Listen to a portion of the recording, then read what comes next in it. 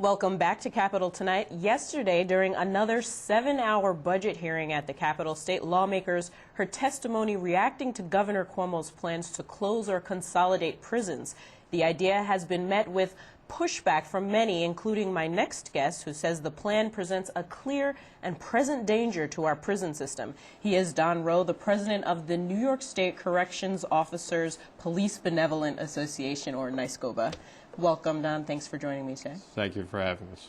So if you can, for our viewers, can you just tell us what you were trying to get across to lawmakers yesterday at that testimony, and why you say that this consolidation effort could be catastrophic for New York residents?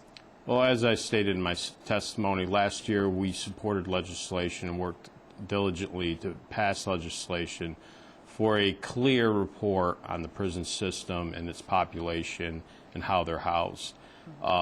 This type of axe approach to the system, we believe, will erode the system to a point of catastrophic events. Certainly within the past few years, we've had 5 prisons closed, 6 annexes closed, and the consolidations of several housing units.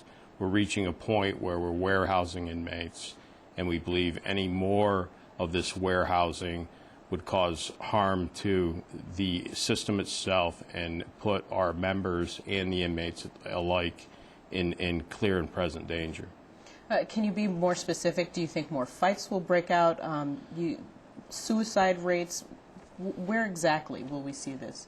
With the population at this time at 100% capacity overall and 122 to 123% in our maximum security facilities, this type of population, which is more violent, our nonviolent offenders have been released over the past few years through some law changes and some alternatives to incarceration. We have a violent offender within the system, and we believe warehousing these inmates in tight quarters, whether it's double bunking, double celling, is a recipe for disaster and not approach we should be taking with the prison system.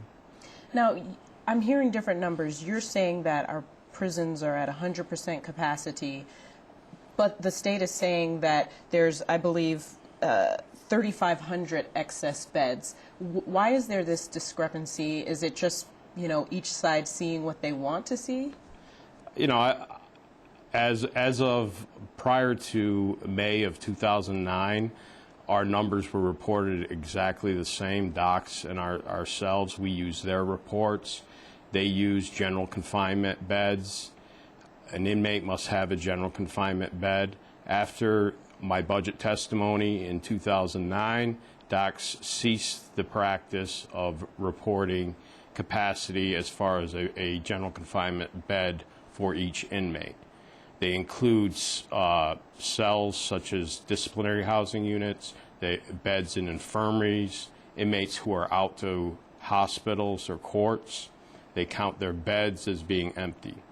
This approach of reporting these beds as non-general confinement were used for Federal Bureau of Prison reports. So it's misleading, is what you're saying? We believe it's very misleading. And for the commissioner to change his reporting method within the past 2 years to meet this type of financial cut within the system certainly is a disservice to the system itself. Now, if they close prisons in certain areas, couldn't you bring correction officers from those closed facilities to the ones that remain open to kind of help with any problems that could arise with, inmates being packed a little tighter? I don't believe that has not been the approach of the department. The department has diminished security coverage. We have lost over 2,000 officers from 2000 to date, when the inmate population in the year 2000 was close to 71,000 inmates. To date, we have dropped 2,000 inmates. So you believe when those facilities close that those jobs are just going to be gone? Correct. I believe the ratio on a daily basis in a dormitory setting is 60 to 1, inmate to officer. Now, you talk about your concerns of how this will impact warehousing inmates and whatnot, but there's going to be a task force, or there is a task force being put together, and they plan to look at the impact of, moving inmates from one facility to the next facility. Did you not feel that they will take your concerns into account and look at those? Well, I think as you heard, and certainly everyone else heard, this task force will take place after the appropriation bill for public protection has been approved. The ultimate authority still falls with the Commissioner of Correction, who would not let on to his plans or his thoughts regarding this type of consolidation. I think these issues need to be brought to the forefront.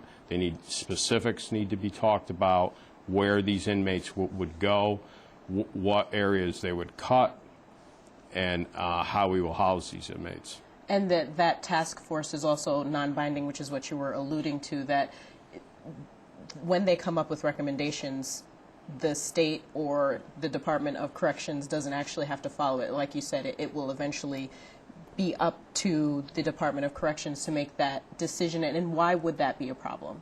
Well, I think the present commissioner's approach in past years with closures and the lack of dividing the inmate population, bringing double bunks down, double cells down, when we have an opportunity to truly right-size the system, I have no confidence that the system would be right-sized properly in this type of method. What is the right way to right-size the system?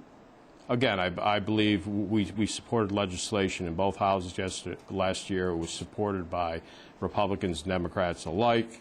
The commissioner urged a veto, stating that it would cause extra costs to the department in reporting it, which is the farthest thing from the truth. I think what we need to do is look at our system, take down our double bunks, our double cells, where inmates are housed in cubicles that were built for one inmate.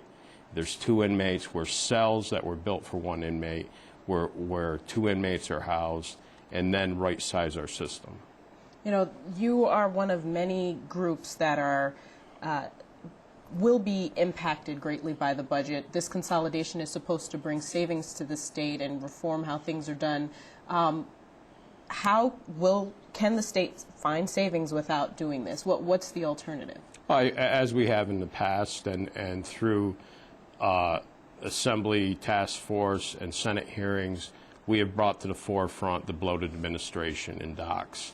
In the largest agency in the state, there has been no change. There has been growth in the administration. Each one of our facilities maintains an administration at a level of 4 to 5 to 7 administrators at high pay, with cars, gas. Some have homes. Then we have a Building 2 agency that houses almost 1,000 employees.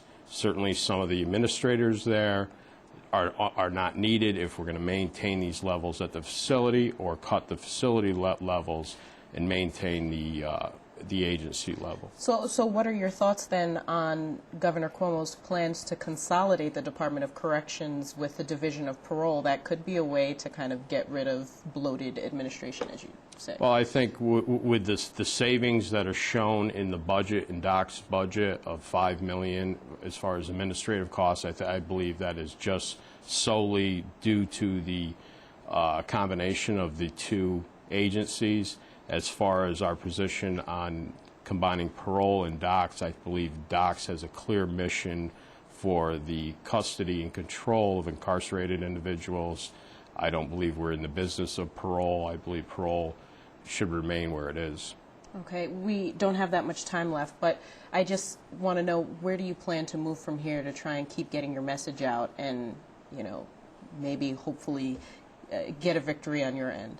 Well, I think the true victory on our end would be able to get the legislature, the executive, to sit down and look at the prison system as a whole. This is an opportunity to right-size our system.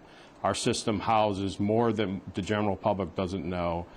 more than half of our inmates are never locked in a cell. They roam free in dormitories. Those dormitories, more than half of them, 18 of them, are retrofitted buildings that had other uses, whether it was psych centers, whatever it may be, where an officer does not have clear view of an inmate at all times. I think we really have to look at the system, and rather than erode one of the elite systems in this country, we do different things than other states do with our incarcerated individuals, and we've done it efficiently. In the past years, I've seen that erode, and hopefully we can get all the parties together and take a clear look at it. All right. Well, this is definitely a very difficult budget year, and we'll be paying close attention to this. Donn Rowe, thanks for joining me. Nice scope of President. Thank you.